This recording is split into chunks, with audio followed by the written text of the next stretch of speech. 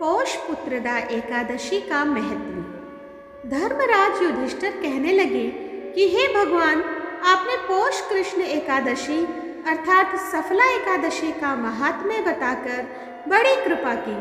अब आप कृपा करके मुझे पौष माह के शुक्ल पक्ष की एकादशी के विषय में भी बतलाइए।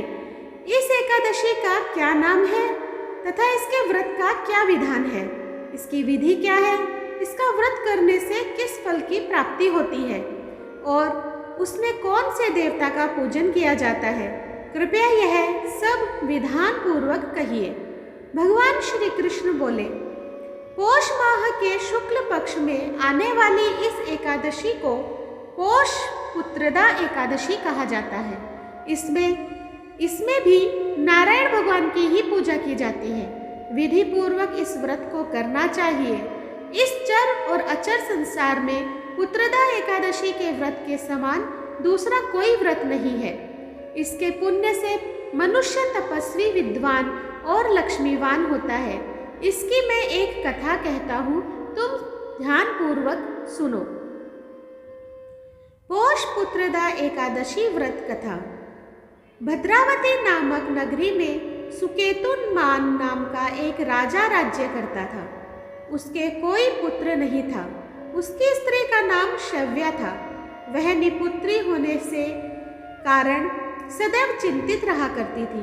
राजा के पितर भी रो रो कर पिंड लिया करते थे और सोचा करते थे कि इसके बाद हमको कौन पिंड देगा। राजा को भाई, बांधव, धन, हाथी, घोड़े, राज्य और मंत्री, इन सब में से किसी से भी संतोष नहीं होता था। वह सदैव यही विचार करता था कि मेरे मरने के बाद मुझको कौन पिंडदान करेगा। बिना पुत्र के पितरों और देवताओं का ऋण मैं कैसे चुका सकूंगा। जिस घर में पुत्र न हो उस घर में सदैव अंधेरा ही रहता है। इसलिए पुत्र उत्पत्ति के लिए प्रयत्न करना चाहिए। जिस मनुष्य ने पुत्र का मुख देखा है वह धन्य है। उसको इस लोक में यश और परलोक में शांति मिलती है, अर्थात उनके दोनों लोक सुधर जाते हैं। पूर्व जन्म के कर्म से ही इस जन्म में पुत्र, धन आदि प्राप्त होते हैं। राजा इसी प्रकार रात दिन चिंता में लगा रहता था। एक समय तो राजा ने अपने शरीर को त्याग देने का निश्चय किया, परंतु आत्मघात को महान पाप समझकर उसने ऐसा नहीं किया। एक दिन राजा ऐसा ही विचार करता हुआ अपने घोड़े पर चढ़कर वन को चल दिया तथा पक्षियों और वृक्षों को देखने लगा।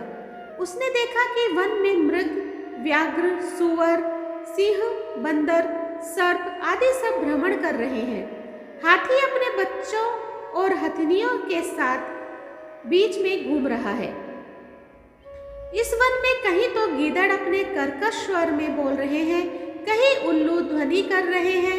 वन के दृश्यों को देखकर राजा सोच विचार में लग गया।